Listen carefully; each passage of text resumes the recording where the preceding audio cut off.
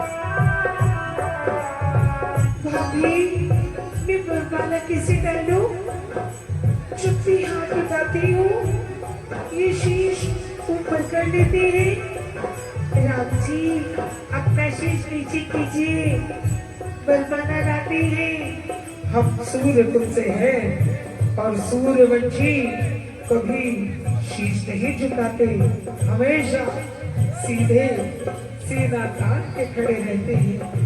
सीधा ताल बनवाना। ठीक है भाभी। भाभी ये तो और ऊपर को। अरे राम जी थोड़ा रहम करो, तुम्हारी होने वाली भार्या है, कुछ रहम करो। हमने कहा ना हम शीश नहीं झुकाएंगे। सीता ऐसा कर, उछक कर, थोड़ा सा पैर से उछक कर माला डाल दे। ठीक है भाभी।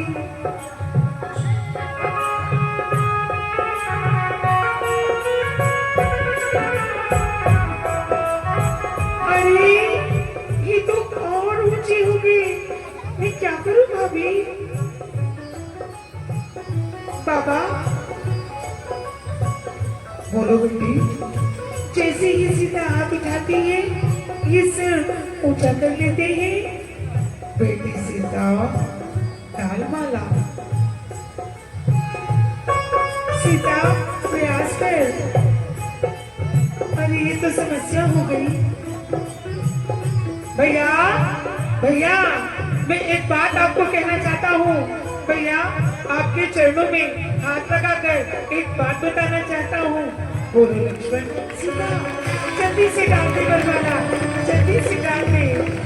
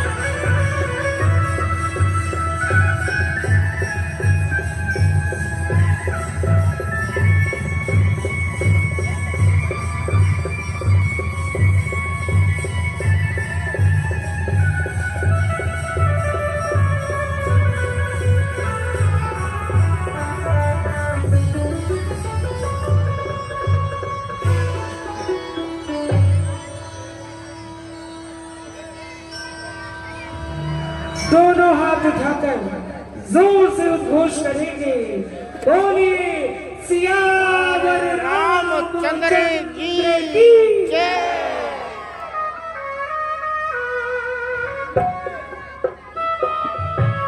हेलो हेलो, बोले सियावर रामचंद्र महाराज की जय। और मैं निवेदन करूंगा माननीय संगठन मंत्री जी एक बार मंच पर आएंगे और श्री राम जी की महाआरती यहाँ होगी और मैं रामलला कमेटी के सभी सदस्यों से निवेदन करूंगा कि वे मंच पर आएं और श्री राम जी की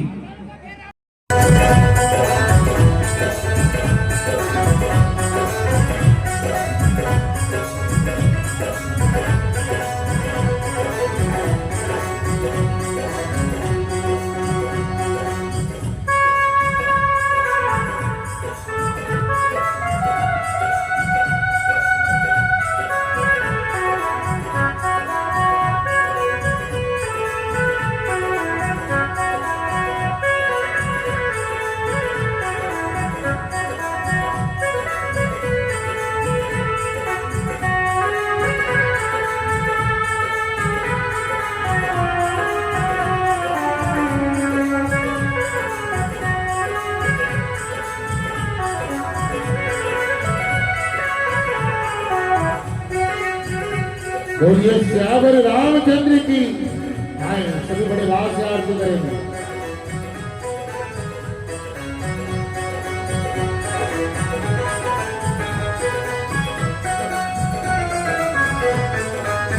जगमग जगमग ज्योत जगी है, जगमग जगमग ज्योत जगी है, राम आरती होने लगी है, राम आरती होने लगी है, राम आरती होने लगी है, राम आरती होने लगी है। जय हो।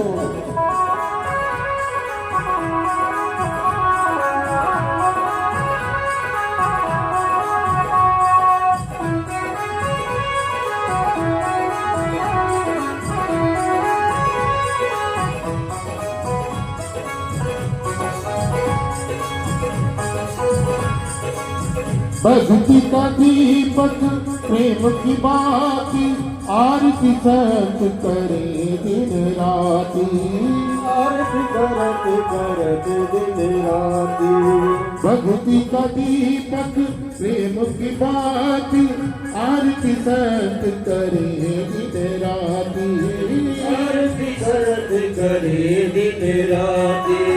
आनंद की सरिता उमड़ी है, आनंद की सरिता उभरी है, राम आरती होने लगी है, राम आरती होने लगी है, जगमग जगमग ज्योत जगी है, राम आरती होने लगी है।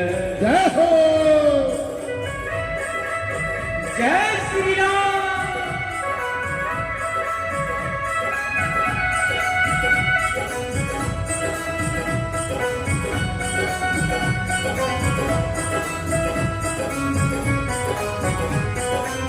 कनक सिंहासन सिया समेता, कनक सिंहासन सिया समेता, कनक सिंहासन सिया समेता, कनक सिंहासन सिया समेता, बैठे ही राम होई चित चेता, राम होई चित लेता, राम बाग में जनक लगी है, राम बाग में जनक लगी है, राम आरती होने लगी है, राम आरती होने लगी है।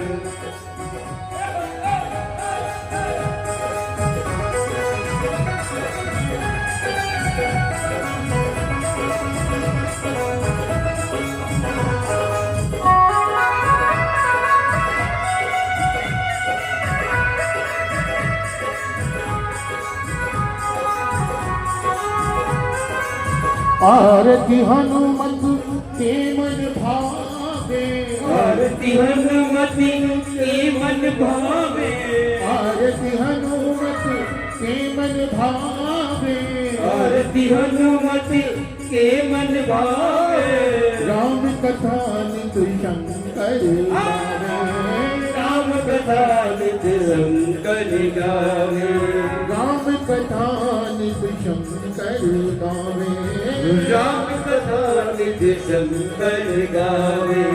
संतों की यहाँ भीड़ लगी है, संतों की यहाँ भीड़ लगी है, राम आरती होने लगी है, राम आरती होने लगी है, जगमग जगमग ज्योति जगी है, राम आरती होने लगी है, राम आरती होने लगी है। आए अभी बड़े भाव से रामायण जी की आरती करेंगे।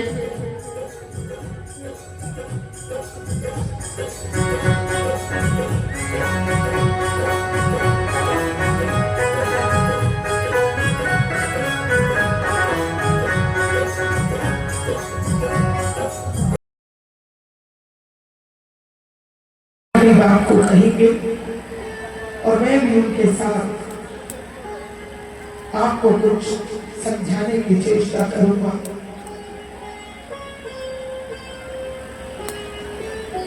वो बताएंगे कि किस कारण हम सब यहाँ एकत्र हुए हैं।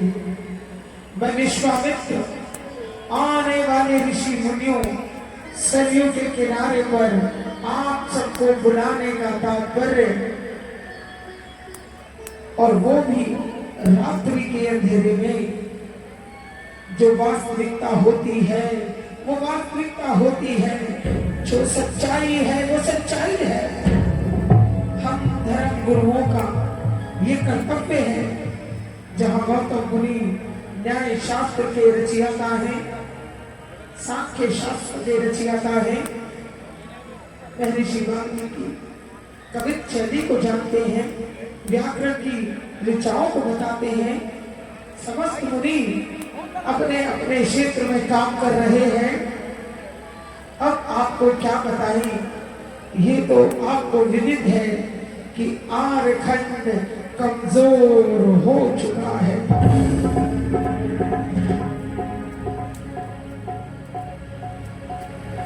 क्योंकि इस आर्यखंड के नायक राजे महाराजे कुछ तो वृद्ध हैं और कुछ ने गृहस्थ में रहते हुए साधु जीवन इख्तियार कर लिया है, और कुछ अपने वैभव में पड़े विलासी हो गए हैं। ये मैं बार बार कहता आया हूँ, आर्यखंड कमजोर हो रहा है। हम ऋषि मुनि, धर्म गुरु, वैज्ञानिक, तत्ववेत्ता सिर्फ इतना ही कर सकते हैं कि अपने राजा को, अपनी प्रजा को, अपने अधिकारियों को सचेत करें कि शत्रु बहुत मजबूत है। परम शक्तियों की पराकाष्ठा कर दी है उन्होंने। दक्षिण में रावण ने, वानर जाति बहुत आगे निकल चुकी है। यक्ष किन्नर हमसे आगे हैं। महान शक्ति इस समय ब्रह्म विज्ञान, ज्योतिष, पांडित्य, बाहुबल, इसमें दक्षिण के रक्ष संस्कृति और रावण बहुत आगे निकल गए हैं। और वानर भी कमजोर नहीं है। ऐसे ऐसे आयुध बना लिए हैं कि शत्रु इधर से चले और उधर से उसकी शक्ति को समाप्त कर दिया जाए। उन सबकी निगाह आर्यखंड पर लगी है। अपने अपने घुसपैठियों को भेजकर हमारे वनों को काट लेते हैं, हमारी वन संपदा को समाप्त कर देते हैं, हमारे आयुधशालाओं को फूंक देते हैं, हमारी विज्ञान शालाओं को समाप्त कर देते हैं। उनके गुप्तचर हमारे नगर में बैठे हुए हैं। अब सवाल ये आता है कि उनसे टक्कर ली जाए तो कैसे?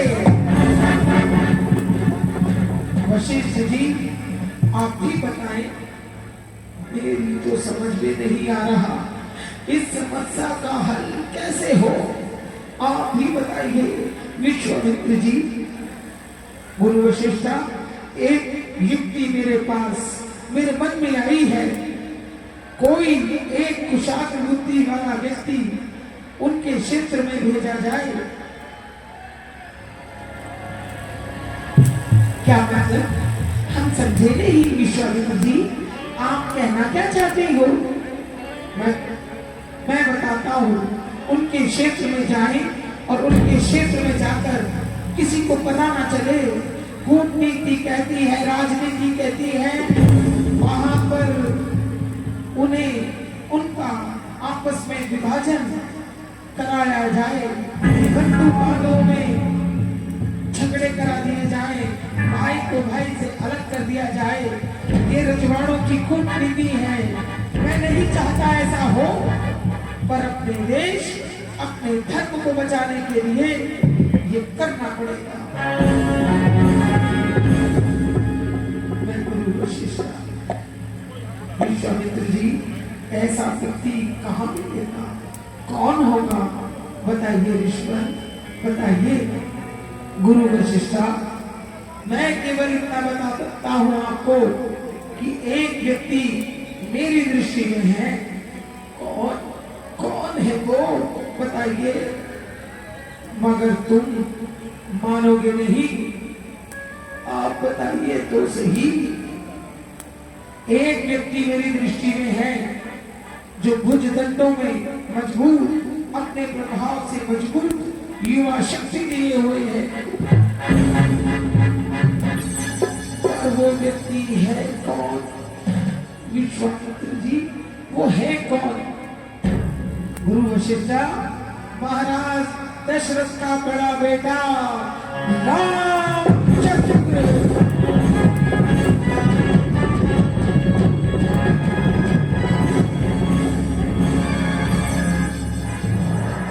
गुरु वशिष्ठा, रामचंद्र के अंदर वो शक्ति है, आप जानते ही हैं।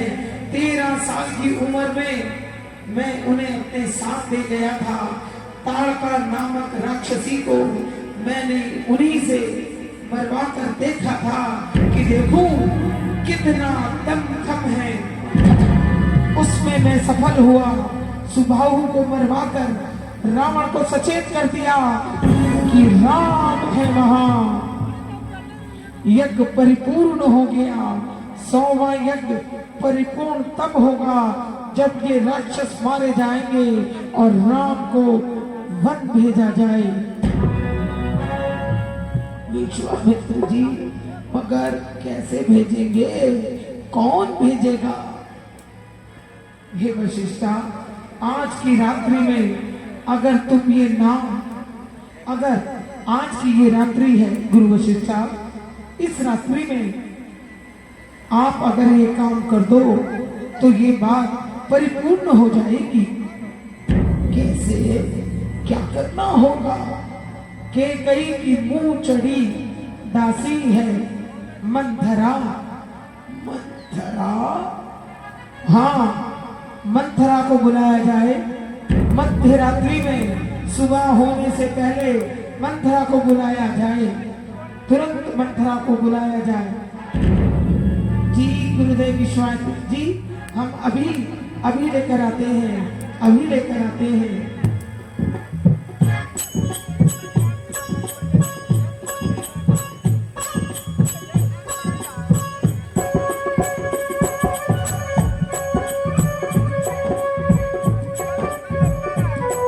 गुरु वशिष्ठा, ये मेरी कोशिश है, शायद सफल हो जाऊं। गुरु वशिष्ठा, विश्वामित्र जी, मंथरा आ रही है, मंथरा आ गई है।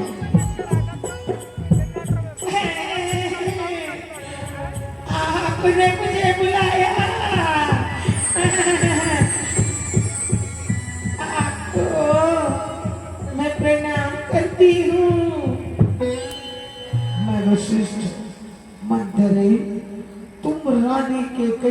दासी प्रिय दासी हो। ये तो आपका बड़प्पन है, आप मुझे इतना मान दे रहे हैं। मंथरा, विश्वामित्र जी तुमसे कुछ कहना चाहते हैं। आपके चरणों में चरण वंदन विश्वामित्र जी। आयुष्मान भव बेटी। मंथरा, तुमसे एक काम अपना आज्ञा दीजिए मुनिवर, आज्ञा दीजिए।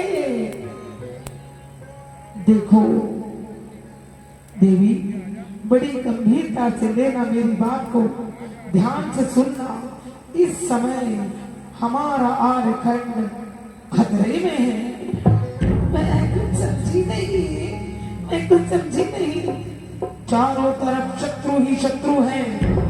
वो किसी भी समय हम पर आक्रमण कर सकते हैं, हमारे आर्यखंड को नष्ट भ्रष्ट कर सकते हैं।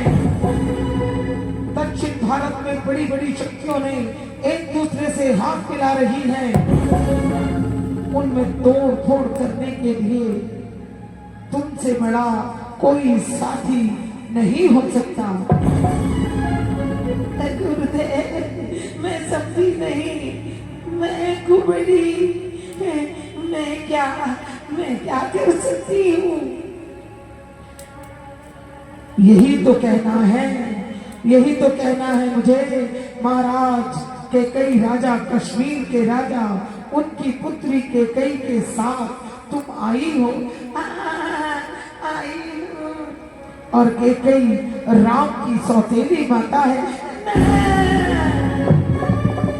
ना, ऐसा मत हो। के कई तो राम को बहुत प्यार करती है।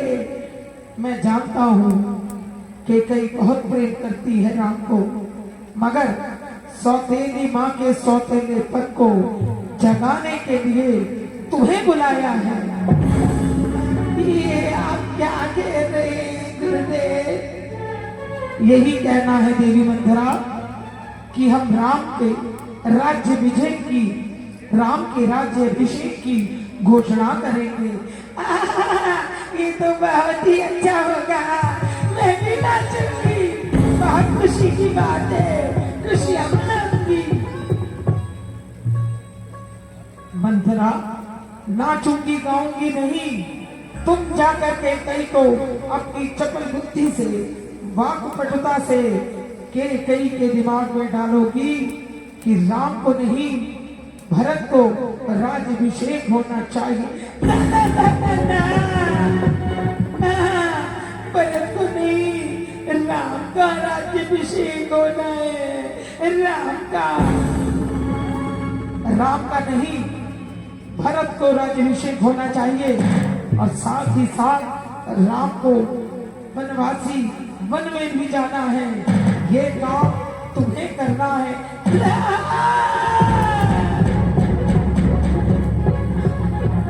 ना, ये काम मैं न करूंगी। मैं तो राम का मुखड़ा देखकर प्रातःकाल अन्न जल ग्रहण करती हूँ।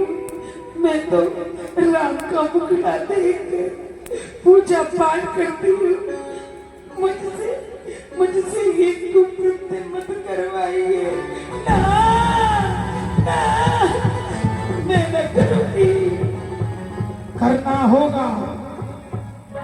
मनुष्य जन्म लेता है धर्म के लिए, मनुष्य जन्म लेता है धर्म के लिए, देश के लिए। देश धर्म पर बलिदान होने वालों का इतिहास में नाम लिखा जाएगा। इतिहास में तो बदनाम होकर रह जाऊंगी।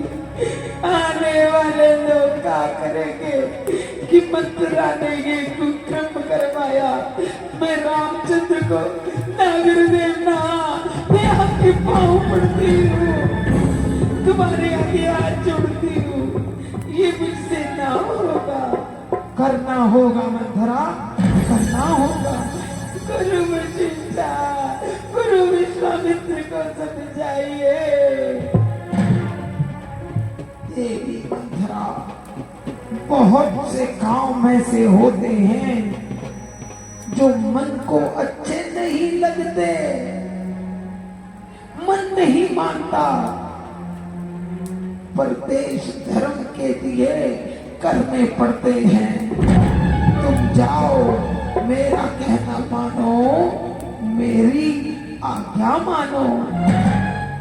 राम को वनवास भेजो, मैं उद्घोषणा करूंगा कि राम को राज तिलक होवे, और तुम ये करोगी कि राम को वनवास। और अगर नहीं करोगी तो भी इतिहास में बदनाम होगी। जिस समय देश और धर्म की बात आई, देश के कल्याण के लिए, धर्म के लिए तुम्हें करना होगा मंत्रा, तुम्हें करना होगा। करूंगी, सारी दुनिया में कर्पूरी कहलाऊंगी, करूंगी, मैं करूंगी, इतिहास में बदनाम हो जाऊंगी। जाओ मंत्रा जाओ, विश्वामित्र और मैं राम के राज्याभिषेक का ऐसा मुहूर्त निकालेंगे, उद्घोषणा तो हो जाएगी पर राज्याभिषेक नहीं हो पाएगा। जाओ मंत्रे जाओ। मेरे राम को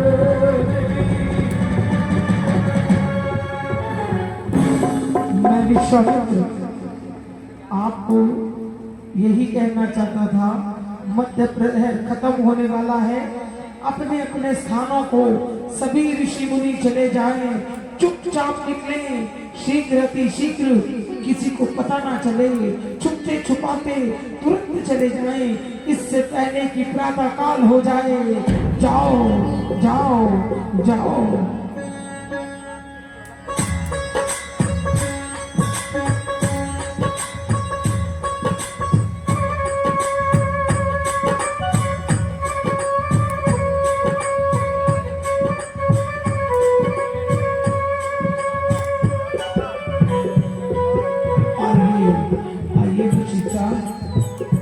एक समय सब शहीद समाजा, राजसभा रघुराज विराजा।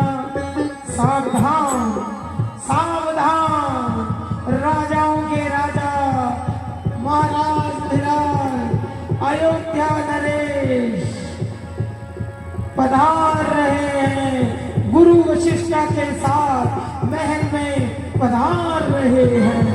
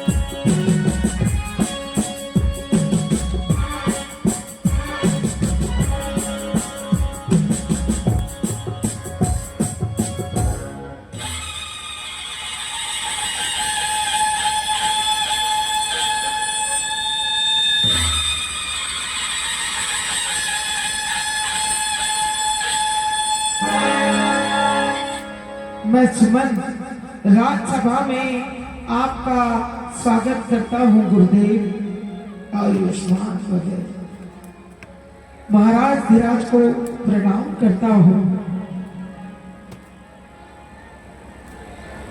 गुरुदेव, आज के दिन महाराज का राज्याभिषेक हुआ था। हाँ हाँ, तुमने ठीक कहा सुमन। पुत्र दशरथ, तुम्हें याद होगा कि आज के दिन तुम्हारा राज्याभिषेक किया गया था। हाँ गुरुदेव, मुझे याद है। हर वर्ष ये दिन आता है। सूरज के द्वारा दिया हुआ सूर्य दर्पण हर रघुवंश के राजा को जिस दिन उसका राज्याभिषेक हुआ, उस दिन अयोध्या के राजा को वो दर्पण दिखाया जाता है और राजा उस दर्पण को देखकर अपने मस्तिष्क तन बदन अपनी सत्या का भान करता है।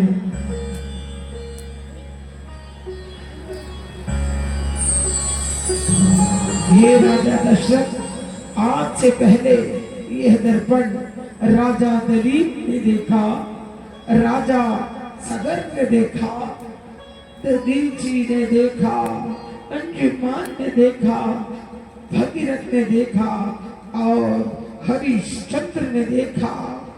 सभी आपके वंश के राजाओं ने देखा और अब आप देखिए महाराज, ये सूर्य दर्पण हमारे कुल के दर्पण, हमारे कुल के दर्पण। लाइए सुमन जी, शीघ्र अतिशीघ्र राजा को ये सूर्य दर्पण ये लीजिए महाराज, ये लीजिए।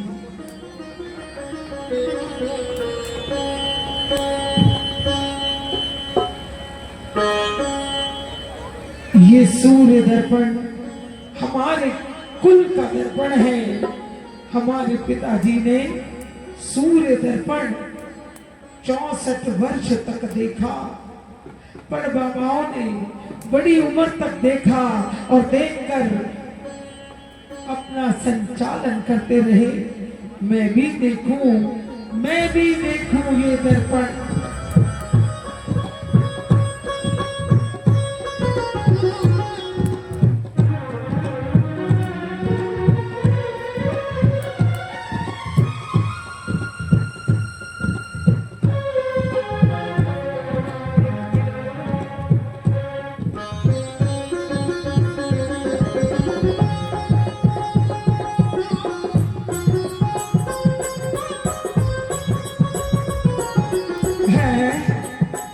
ये क्या? हाँ, ये क्या? वास्तव में दर्पण चेहरे के सामने आने पर बोल ही पड़ता है। श्रवण समीप भय सिद्ध के साथ, सुनो जरठपन अस उपदेशा। कान के पास ये सफेद बाल है। श्रवण समीप भय सिद्ध के साथ, मनोदरटपन उस उपदेशा। गुरुदेव बोलो पुत्र, मेरे कान के पास ये सफेद बाल, इसके मायने हैं मैं प्रौढ़ अवस्था को प्राप्त हो गया हूँ।